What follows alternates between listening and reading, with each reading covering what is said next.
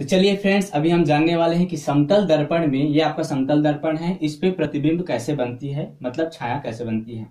देखिए, जैसे कि हम कोई दर्पण है आपके पास, है ना, तो उसमें आप अपना चेहरा रोज देखते हो, तो उस पे प्रतिबिंब कैसे बनता है, तभी तो देख पाते हो। तो उसी के बारे में हम जानेंगे कि असल में वो प्रतिबिंब जो बनती है इधर, वो कैसे बनती है, उसके बारे में डिस्कस करेंगे। तो उसको जानने से पहले आपको मैं कुछ कॉन्सेप्ट, बेसिक कॉन्सेप्ट समझा देना चाहता हूँ, बता देना चाहता हूँ, जिससे ये समझने में बहुत ही ज्यादा आसानी होगा। तो चलिए पहले उसको समझें। तो चलिए फ्रेंड्स, सबसे पहले हम ये समझें कि दर्पण कितने प्रकार के होते हैं। तो दर्पण जो होता है आपका दो प्रकार का होता है। पहला आपका समतल दर्पण, दूसरा जो होता है गोली दर्पण। गोली दर्पण के भी दो प्रकार होते हैं। पहला जो होता है आपका उत्तल दर्पण, दूसरा जो होता है आपका अवतल दर्पण। ठीक है। तो इस वीडियो में हम केवल और केवल समतल दर्पण के बारे में जानेंगे कि समतल दर्पण के द्वारा किस प्रकार से प्रतिबिंब बनता है। चलिए सबसे पहले हम ये जान लें कि आपतित किरण क्या है, प्रवर्तित किरण क्या है, परावर्तन के कुछ नियम जान लें। तो देखिए, कोई समतल सतह है आपके पास, ठीक है। ये सतह है, मान लो कोई आपका समतल दर्पण हो गया। क्यों? क्योंकि दर्पण क्या है, तो है अच्छा, वो प्रवर्तक होता है ना। तो देखिए, और देखो, ये प्रवर्तन के जो नियम है वो किस पे लागू होंगे, वो आपके अपारदर्शी पदार्थों पे होंगे। मतलब ऐसा पदार्थ जो कि अपारदर्शी हो और चमकदार हो, उसकी सतह, ठीक है। तो देखिए, मान लो यहाँ से कोई प्रकाश की किरण यहाँ से आ रही है, यहाँ पे आई, यहाँ पे पड़ी, ठीक है, और यहाँ से टकराने के बाद इधर की ओर क्या हो गई, मुड़ गई, ठीक है। अब देखिए, जो किरण आ रही है और सतह पे टकरा रही है, तो जो किरण आएगी, इस किरण का नाम होगा आपतित किरण। आपतित किरण, इस किरण का नाम क्या हो जाएगा, आपतित किरण। जिस सतह पे टकराएगी उस बिंदु को बोला जाएगा आपतन बिंदु। ये हो जाएगा आपका आपतन बिंदु। और टकराने के बाद जिधर की ओर रिफ्लेक्ट होगी, जैसे कि ये यहाँ से टकराई और इधर की ओर मुड़ गई, तो इस किरण को बोला जाएगा परावर्तित किरण। परावर्तित किरण, ठीक है। और देखिए, इन दोनों के बीच एक अभिलंब खींचा जाएगा, जो कि दोनों के बिल्कुल बीचों बीच में रहेगा, ठीक है, दोनों के बीचों बीच है ना। अब देखिए, इसका क्या नाम होगा, तो इसका नाम हो जाएगा अभिलंब। इसी को बोला जाता है अभिलंब, ठीक है। देखिए फ्रेंड्स, यहाँ पे क्या होगा, अब देखिए, इन दोनों के बीच में कुछ कोण बन रहे हैं, इन दोनों के बीच कोण बन रहा है, इन दोनों के बीच कोण बन रहे हैं। तो इन दोनों के बीच जो कोण बनेगा उसका तो कुछ नाम होगा, तो इसका नाम हो जाएगा, चूंकि ये आपतित किरण के द्वारा बन रही है यह कोण, इस कारण से इसका नाम हो जाएगा आपतन कोण। इसका नाम हो जाएगा आपतन कोण। और इस वाले का नाम हो जाएगा, चूंकि यह परावर्तित किरण के द्वारा बन रही है, इस कारण इसका नाम हो जाएगा परावर्तन कोण, ठीक है। ये क्लियर। अब देखिए यहाँ पे, अच्छा, आपतन कोण को दर्शाया जाएगा आई से, और परावर्तन कोण को दर्शाया जाएगा आर से, क्योंकि ये रिफ्लेक्शन होते हैं ना।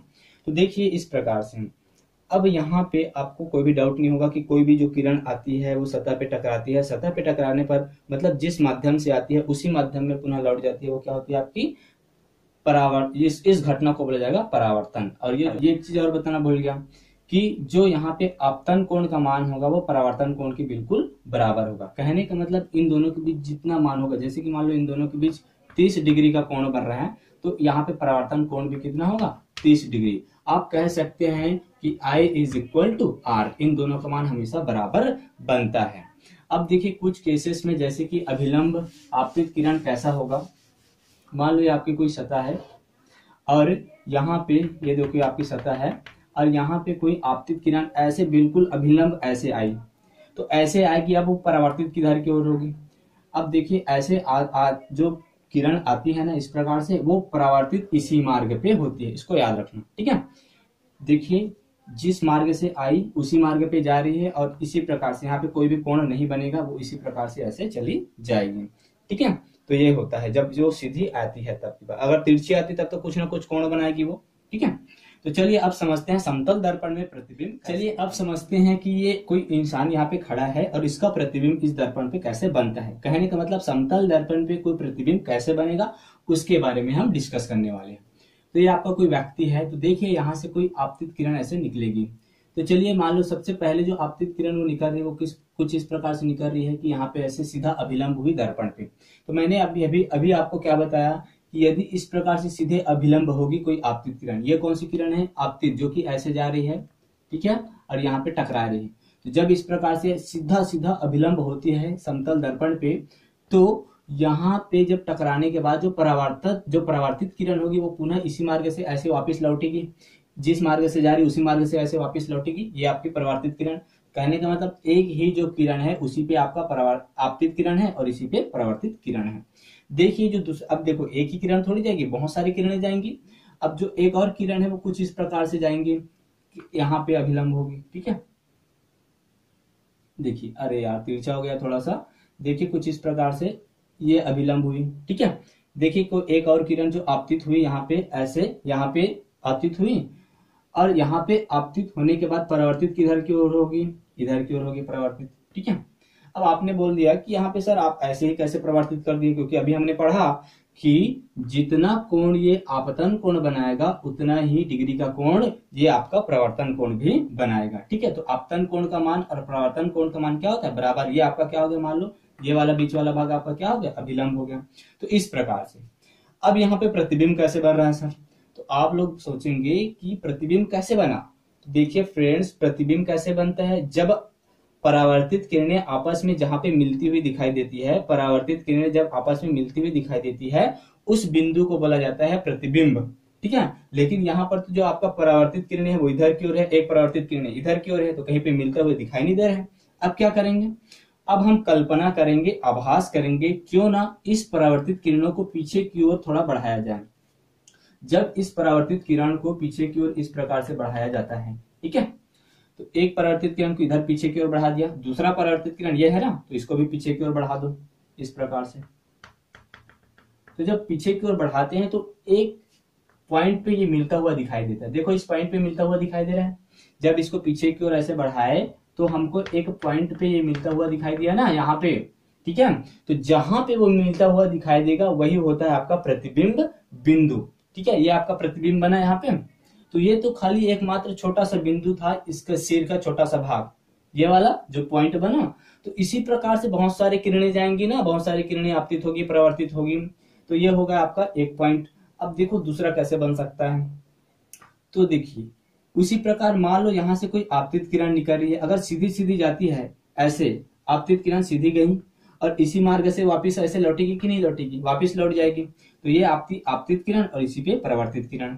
उसी प्रकार से देखिए फ्रेंड्स यहाँ पे, अच्छा यहाँ पे है ना, तो यहाँ पे ऐसे डाले तो आपतित और इसी पे आई परावर्तित। अब कुछ इस प्रकार से लगते हैं, तो यहाँ से अगर ये तिरछी जाती है, इस प्रकार से तिरछी जाती है, ठीक है, तो ये आपकी कौन सी किरण हो गई, आपतित, और यहाँ पे जाने के बाद ये इस प्रकार से ऐसे क्या हो जाएगी, परावर्तित हो जाएगी, ठीक है, इधर की ओर परावर्तित हो गई।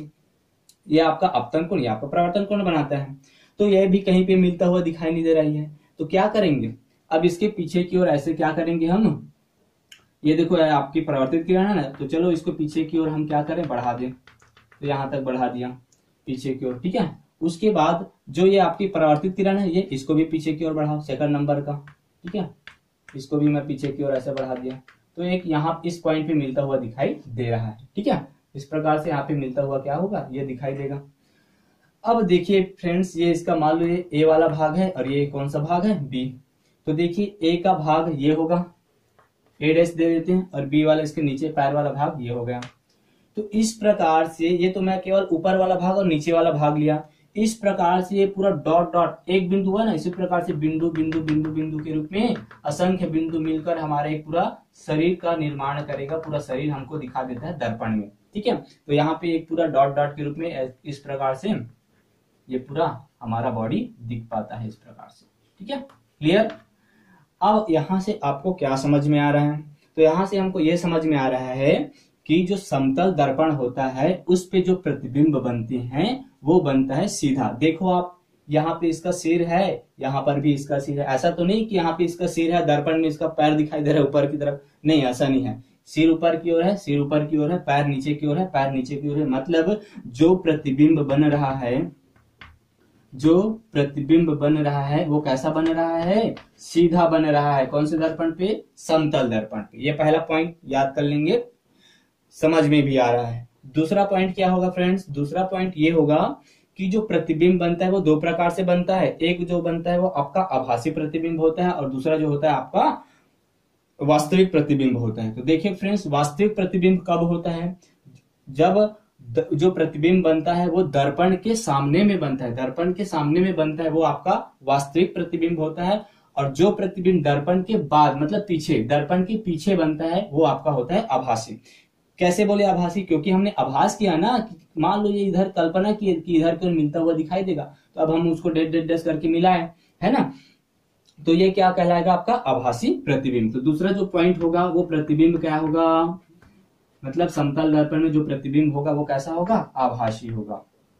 ठीक है, तो ये आपके 2 पॉइंट होंगे। समतल दर्पण में जो प्रतिबिंब बनता है वो सीधा तथा आभासी। देखिए फ्रेंड्स, जो तीसरा पॉइंट हमको इसको देखने से समझ में आ रहा है वो क्या आ रहा है कि दर्पण से इसकी जो दूरी है, दर्पण से इसके प्रतिबिंब की दूरी दोनों क्या है, बिल्कुल बराबर है। कहने का मतलब यदि देखो दर्पण से ये जो व्यक्ति खड़ा है उसकी दूरी कितनी है, मान लो 1 मीटर दूरी पे खड़ा है, तो इसका जो प्रतिबिंब बनेगा दर्पण के पीछे उसकी भी दूरी कितनी मीटर होगी, 1 मीटर दूरी पे ही बनेगी। ये आप रोज अनुभव करते भी होंगे कि दर्पण से यदि हम पास खड़े रहते हैं तो हम बड़ा दिखाई देते हैं, जैसे जैसे दर्पण से दूर जाते हैं। कहने का मतलब जो हमारा प्रतिबिंब है वो दर्पण से यदि पास में है तो बड़ा दिखाई देगा प्रतिबिंब, यदि दर्पण से दूरी बढ़ेगी तो प्रतिबिंब छोटा दिखाई देता है। कहने का मतलब जितनी दूरी होती है हमारी दर्पण से उतना ही दूरी पे हमारा क्या बनता है, प्रतिबिंब बनता है। तो तीसरा पॉइंट क्या हो जाएगा आपका, तीसरा पॉइंट जो हो जाएगा कि जो प्रतिबिंब है और जो वस्तु है, ठीक है, जो प्रतिबिंब है और जो वस्तु है उन दोनों की जो दूरी होगी वो क्या होगी, समान होगी, बराबर होगी। ये तीसरा पॉइंट है।